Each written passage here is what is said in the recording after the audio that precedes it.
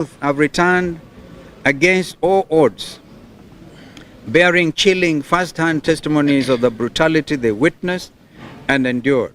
These are sons and daughters of Kenya who have been deceived, exploited, and abandoned. This regime's response has been to deflect, deny, and scapegoat junior officials. We ask Mr. Ruto, how many more Kenyans must die on foreign soil before your regime accepts responsibility? Number 3, Kenyans stranded abroad. The duty to bring our people home. No Kenyan citizen stranded abroad should be compelled to purchase their own ticket home. Repatriation is a state obligation, not a personal burden. A large contingent of Kenyan citizens are stranded in Middle Eastern countries, trapped in deplorable and life-threatening conditions. Conditions made all the more perilous by the ongoing escalation of hostilities between Israel and the United States on the one side and Iran on the other.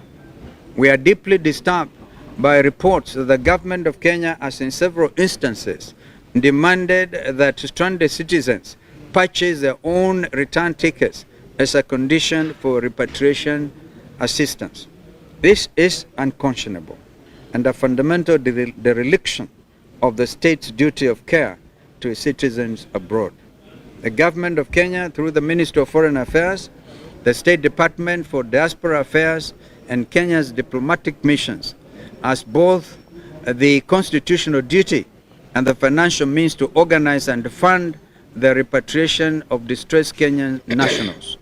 The cost of a return flight is a fraction of the billions squandered through corruption and misplaced expenditure. There is no justification whatsoever for leaving Kenya citizens to perish or suffer in foreign lands because they cannot afford airfare home. We call on this regime to immediately facilitate the safe, dignified, and fully government-funded return of all Kenyan citizens currently stranded in the Middle East and other parts of the world. Not a single Kenyan should be asked to pay for their own rescue. Number 4, Kenya transformed into a criminal regional hub. It is now common knowledge that Ruto has allowed Kenya to become a safe haven and operational base for regional and international criminal networks, providing protection, facilitation of travel, and material support to individuals facing serious international criminal allegations, including genocide, crimes against humanity, and enforced disappearances. Drug cartels are alleged to be represented at the highest levels of this government. Simultaneously, this regime has targeted legitimate passport holders, human rights activists, political actors, and legal visitors through illegal renditions and forced removals from Kenyan soil. We have in particular our Zimbabwean colleague who was actually asked to go back to Zimbabwe, and this person working in that space of human rights. And so the abduction and reduction of Kisa Bisinje stands a particularly alarming example of how far this regime will go in serving the interests of foreign principles over Kenya's own constitutional and legal obligations. Number 5, Kenya's role as regional mediator destroyed. For decades, Kenya played a respected and indispensable role as a neutral mediator in regional conflicts. From South Sudan to Somalia, the Great Lakes region to the Horn of Africa, and yours truly was actually instrumental in these efforts to really bring peace and amity and good order in our region. The role that we played in helping Somalia, in bringing around the fact of the reality of the world's newest state, Southern Sudan, by signing of the comprehensive peace agreement in Nairobi, when President Kibaki was able to actually preside over that, and even Burundi. I think our record in this area is very well documented. Any association between the government of Kenya and parties implicated in genocide exposes these countries to sanctions regimes, diplomatic isolation, and the reputational damage that will take generations to repair. Ruto's reckless associations have already undermined Kenya's credibility as a peace and security facilitator including its vital role in hosting regional infrastructure for humanitarian support. I want to move very quickly now. I think we're almost through.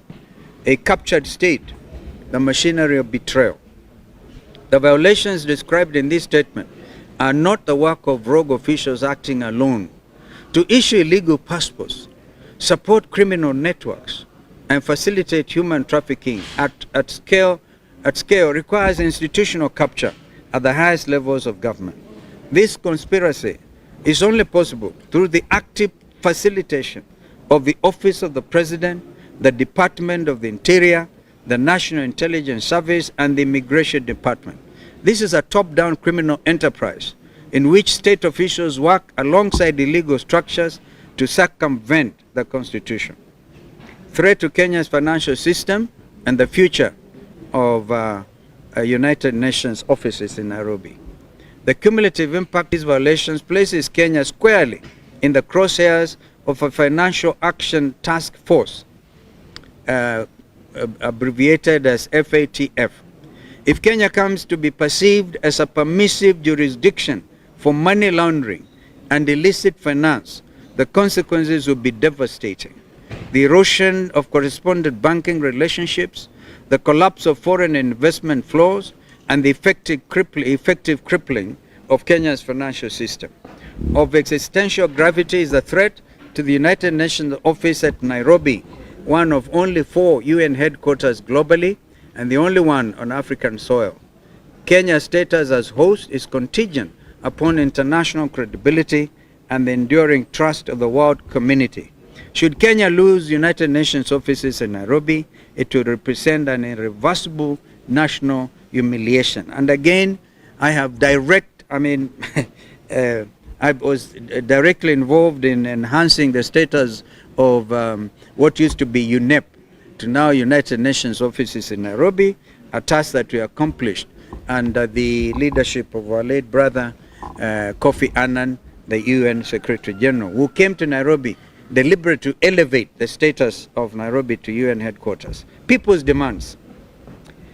In the interest of transparency and constitutional order and Kenya's international credibility, the United Alternative Government calls for the following immediate actions. Number 1, an immediate independent parliamentary inquiry into all irregular passport and identity document issuance with full public reporting and the revocation of all unlawfully issued documents.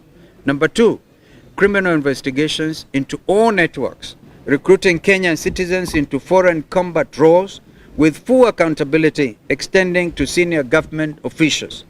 Number 3, a full public account of all Kenyan nationals recruited into foreign conflicts, including verified figures on those deployed, those deceased, those missing, or indeed those who have returned. Number 4, the immediate, fully government-funded repatriation of all Kenyan citizens stranded in the Middle East and elsewhere. No Kenyan should be required, again as we say, to purchase their own ticket home. Rescue is a state duty, not a personal cost. Number 5, a formal diplomatic clarification affirming Kenya's neutrality and non-alignment with any foreign military campaign inconsistent with international law. We have always held the principle of active non-alignment. Number 6, a comprehensive compliance review of Kenya's anti-money laundering, counter-terrorism financing, and immigration control frameworks. Number 7, which is the last one, full adherence to constitutional protections regarding due process and the principle of non-refoulement, including appropriate restitution in all cases of unlawful rendition. Since silence in the face of these violations is not an option, we issue this statement not to inflame, but to protect the Republic and uphold the dignity of every Kenyan citizen at home and abroad. The United Alternative Government stands ready to restore dignity, to restore integrity to our institutions, defend Kenya's international reputation, and ensure that the state power is exercised only in accordance with the Constitution and the rule of law. Kenya must remain a respected member of the international community not a subject of suspicion, revulsion, or indeed international sanction. Finally, as we address these grave matters of state, the United Alternative Government wishes to speak directly to all Kenyans. Please take every precaution to keep yourselves and your families safe during the ongoing heavy rainfall currently affecting most parts of our country. Nairobi, as we saw last night, was completely flooded. Avoid flooded roads and low-lying areas. Heed all advisories for Kenya Meteorological Department and look out for one another. Your lives matter above all else. Issued in Meru town today, 7th March 2026, by us here representing the rest of our colleagues. We thank you. It was a long statement, but a very important statement. My brother.